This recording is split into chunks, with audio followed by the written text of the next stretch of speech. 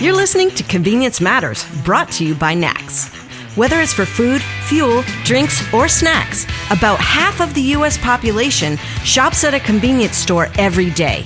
We'll talk about what we see at stores and what the future may hold for our industry. Welcome to Convenience Matters. My name is Donovan Woods, and I'm with the Fuels Institute in NAX. I'm joined today by my co-host. This is John Eichberger, also with the Fuels Institute in NAX, and I'm thrilled to be here, Donovan. Excellent. We're glad you're here. And we have a good guest here today, John. We're going to kind of talk a lot about, of course, the convenience industry and travel patterns, what's happening coming up in 2021 with the new administration coming in. We have new officials in different parts of the government that really will impact what's going to happen moving forward in 2021. And to discuss that with us today, we have a special guest here, David Ruisard with Argus Media. He's the U.S. products editor. How are you, David? I'm doing great. So as we look into 21, there's just so many changes coming on. We've got a vaccine coming out.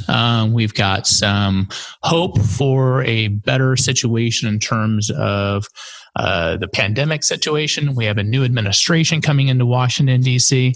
From your vantage point, what are you guys really seeing as the big drivers, and what you think are going to be the top headlines going into 21?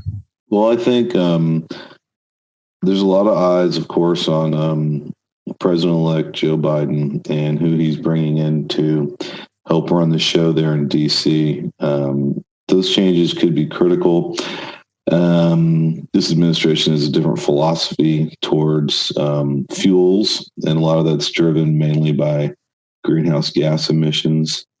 But in general, let's be honest, he's going to have his hands full with a lot of things besides simply what the supply and demand and gasoline specifications and tailpipe emissions look like. So maybe he won't be able to get to it because 4 years is incredibly short in Washington, D.C. terms. Yeah, and I think, when you look at his energy policy during the campaign, it's quite clear that he's going to be a much more aggressive president in terms of emissions reductions and carbon mitigation. I think one of his first acts in January is going to be rejoin the Paris Climate Accord. But I think you're right. The reality of the market is quite different from what a lot of people think. From the outside looking in, you can make these comments about we need to be more aggressive on this. We need to do this. If we could just do that, then we'd solve all the world's problems. And nothing just happens. And once you start really looking at the nuts and bolts of the market, we sold 1.9% of vehicles through November this year were plug-in. The rest were gasoline and diesel. That is a reality, and I think we're going to see. I'm hopeful, and he's been in government for a long time. I'm hopeful he has the ability to look at the tea leaves. Say, okay, the market is huge. It's going to take some time, and that his cabinet picks are going to allow him to chart a course that is pragmatic but also effective. And I think there's a possibility he can do that. Yeah, I think his energy secretary nominee, former governor of Michigan, actually, Jennifer Granholm, she's a huge proponent of electric vehicles, and she was governor of Michigan when the state got bailed out back by Obama. And so you'd say, well, maybe she's friendly towards Detroit, but let's be honest, she's also been a law professor at Berkeley for the last few years, so who knows what's happened there, right? So but you're right. Electric vehicles are such a small component, and really they're luxury vehicles. And they're not the sort of vehicle that if you only have, if you have two drivers and two cars, maybe one of them might be an electric, but it's still, the cost is prohibitive for a lot of people. And one thing that people overlook is, for instance, if you buy a Tesla, you never really actually buy it. You can't resell it to anyone other than Tesla. So that's a huge shift if you're used to doing things like owning Ford or Toyota, where, this is like basically for most Americans, probably their second biggest, if not their biggest asset that they own is their automobile. So I just don't see the explosion coming there like people would like to see, which is good news if you own a gas station, because adding new equipment is a major hassle. And it's a major expense.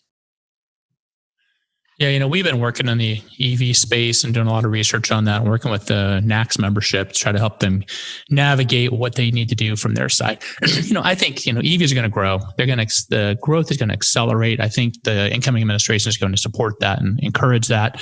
But it's going to take time. And that's the key, is everything takes time. And in the meantime, we have to do whatever we can, if we're thinking about it from an emission standpoint, to improve the emissions profile of our existing engines and our existing fuels and our existing businesses. There's opportunities everywhere, and it's going to take a mix of components to deliver any type of achievement in terms of carbon mitigation and emissions reductions. We need everything in the kitchen sink, and we can't just pick one and wait for that one to materialize, as some advocates seem to want to suggest. Yeah, and you also have to think about the life cycle of the actual fleet of vehicles in the U.S. The average car on the road is, something like that's registered is, 8 to 10 years old. So that's a long turnover time on vehicles. You got to figure you got a lot older ones and, some younger ones in the mix. But shifting things over takes a long time. I think that people are still very wary about EVs as far as, the idea that you can't travel as far as you might want to go. And I always kind of think of it a little bit like the cell phone factor. I mean, how many people let their cell phone go all the way to empty? Well, if your EV goes all the way to empty, we've heard that before, John. So, I mean, if you think how bad people are, that's a great analogy. Yep. Keeping that thing charged up compared to, a car that, involves a special plug and it's going to take you an hour before you can go anywhere. We'll just see how that pans out in the long term. But I think the cost is still pretty prohibitive. Places where it makes sense is where you've got planned trips, like, the Postal Service, right? And guys who are long haul truckers that know exactly where they're going and they can plan these things out, or maybe school buses. But the average family where you're running here, there, everywhere at any given moment, it's a little bit trickier. David, let me ask you this, because from your perspective, well, let me go back, give you a little bit of our perspective. We hear from the entire segment of the transportation industry, and it's not that we choose or support or advocate for one or the other in terms of liquid fuels or electric or hydrogen, whatever it may be. But we hear a lot of chatter as it relates to the consumer side when it comes to electric vehicles or alternative fuels. And so maybe it's not translating to just immediate sales now, but we know that is building up. It's been continuing to build up, at least since I've been involved with the Fuels Institute the last 6 years or so. But let me ask you this. Before the pandemic really took off, early of this year, 2020, before that happened, I think one of the biggest news stories that was going on globally, late 2019, or maybe the summer to late 2019, was the wildfires in Australia. And you had that going on. So then the message was, it's global warming or climate change, all these things. We're going to have to shift our focus. It's now a major issue. We're seeing animals hurt. We're seeing people moved out of their homes. All these things are happening. Could that be put back on the front of the discussion with the new administration coming in terms of climate change and really pushing that towards carbon reduction? We got to go to alternative fuels. Will that have a major impact, you think? I know you don't think it'll just take off in terms of EV sales, but just in terms of the public's viewpoint of what the future of transportation will be. Do you think having an administration that's kind of focused more on that coming in will actually have an effect on the public's purchasing habits or future purchasing habits? Okay, so you brought up a couple of really great things that I think, especially for people in this industry, to think about. And one of them being, we already mentioned the number of cars out there, right? So if you're a Joe Biden and you are trying to reduce greenhouse gas emissions because you've made these promises to do so, let's say he does make that a big priority over rolling out Corona vaccines and getting the economy back going. Well, where's your easiest fix? And a lot of people are thinking that what he's going to do, he's really going to put more pressure on larger emitters that are easier to control, like power plants, right? He's probably going to push more airline fuels than automobile fuels. And we kind of saw some of these moves made with in the shipping business with vessels, because they all switched over with IMO 2020 to lower sulfur standards, right? So I think that what you're probably going to see is the easier fixes are going into industry and cleaning up those versus tackling every single car owner in the U.S. I kind of think that that's where you're going to see the most improvements. Now, the industry's caught wind of this. I mean, General Motors rolled out the all-electric Humvee, right?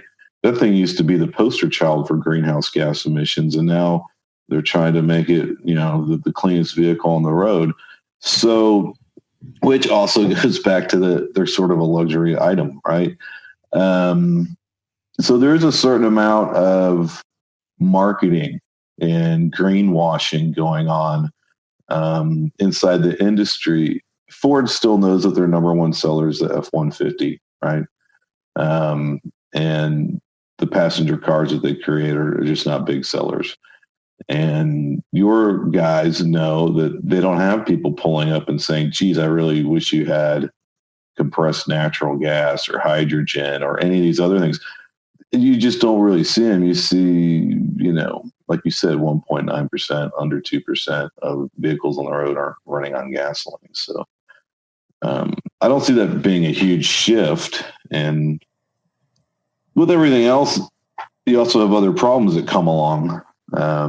So let's say people start realizing that the batteries don't last as long as they wanted and things like that. You just, there's always unforeseen consequences to all these actions. But yeah, I think when you look at things like, we had a tremendous number of tropical storms and hurricanes, the whole fires in California, fires in Australia, that can get people riled up, especially if your number one interest in your life is greenhouse gas emissions and global warming.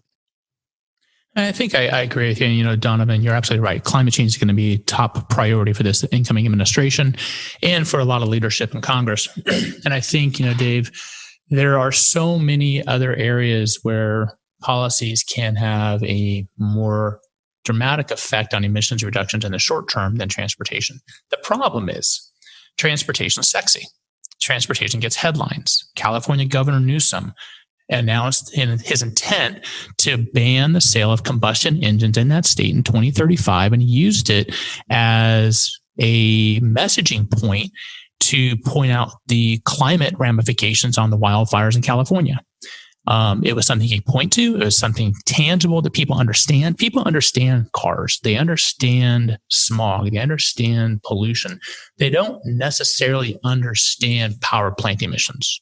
They don't live it. They don't feel it. They don't see it all the time. So while I agree that there is some lower hanging fruit that could be in the crosshairs of the administration, I am also girding myself and the industry for announcements. They may not be strong policies, but the public policy statements and announcements of intent are going to focus on transportation, because that's something that everybody is familiar with, and the politicians get a lot of mileage out of it. Look at Boris Johnson in the United Kingdom.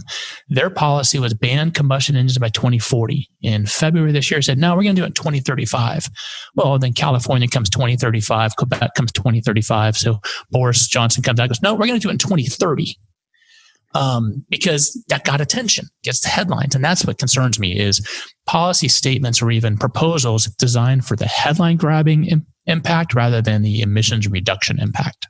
We had that strange situation under the Trump administration where they were trying to fight California's emission standards, and the auto industry went the other way.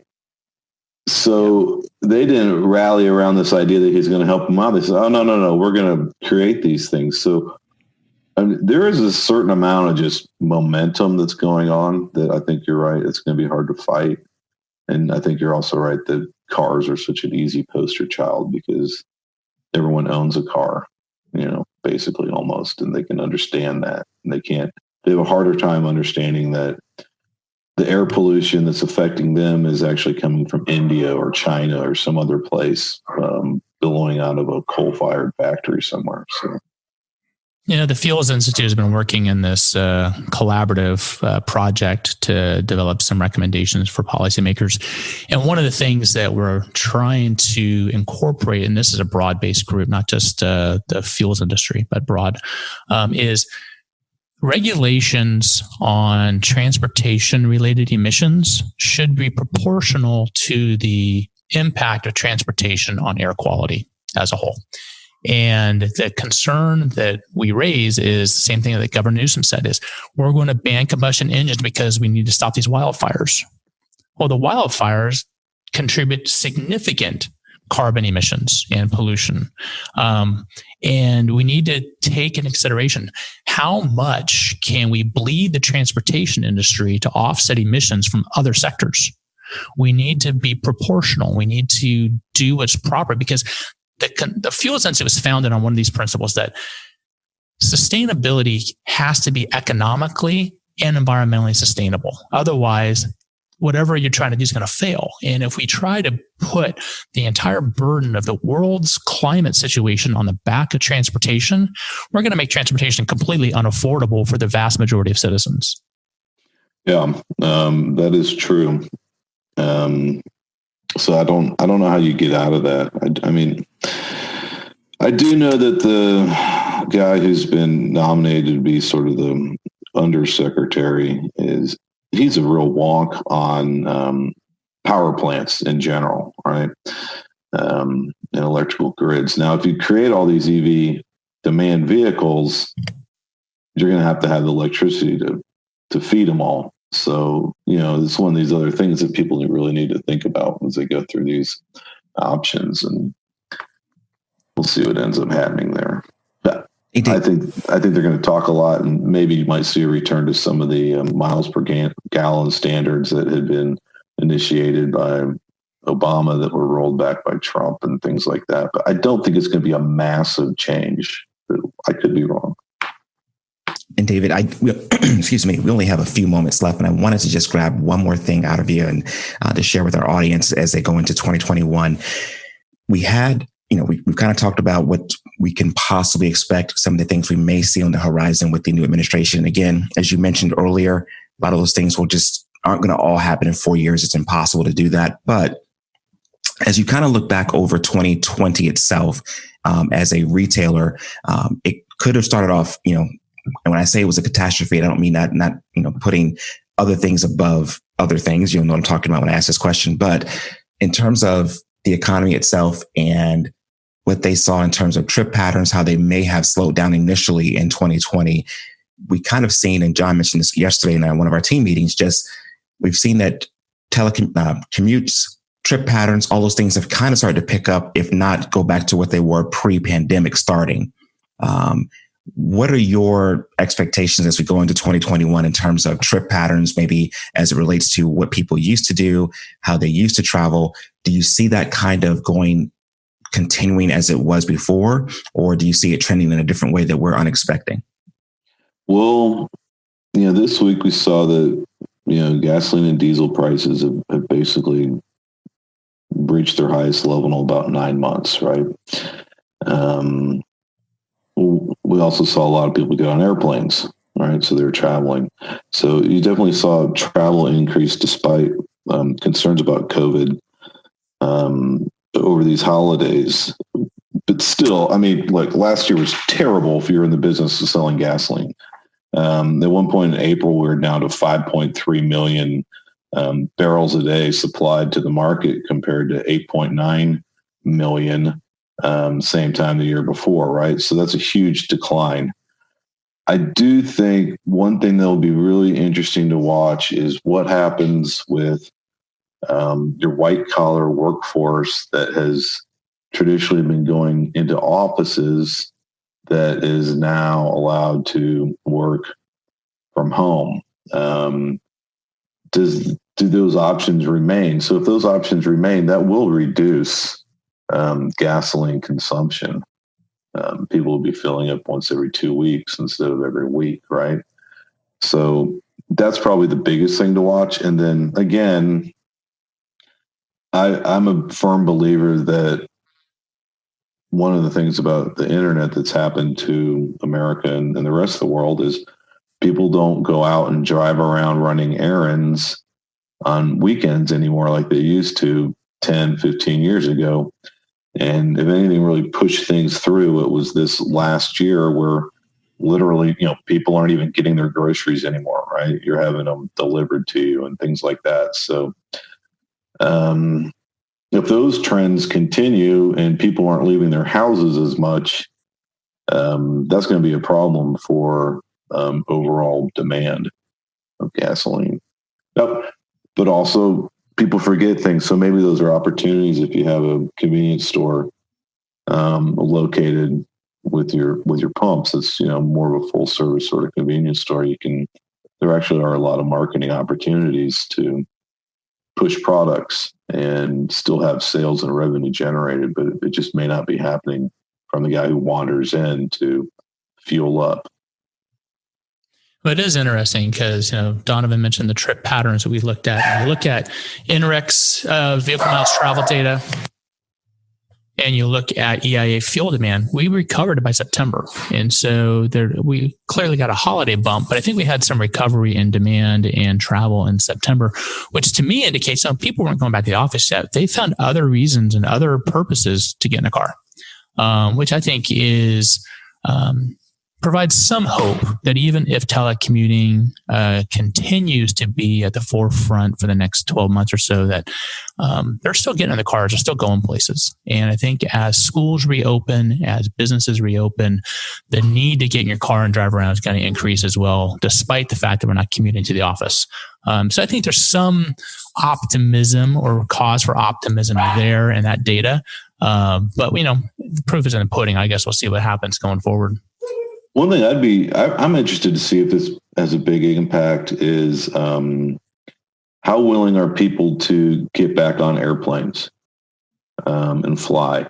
So if you're not as willing, we did see an increase in flights around Thanksgiving time, but maybe people suddenly have this idea that driving from Houston to New Orleans is more romantic, right, or more exciting, or you plan old school trips to places like the Grand Canyon and things like that, or national parks, as opposed to cramming into a aluminum tube and going across the country. So I think that there's a possibility that if that trend remains, that might offset some of it that's going on. Yeah, the big wild card on oil demand is air travel. It's huge, and it's everything I've seen is showing end of 21, middle of 22 before we start getting back on track. And we'll see. People have replaced traveling for face-to-face meetings with Zoom calls.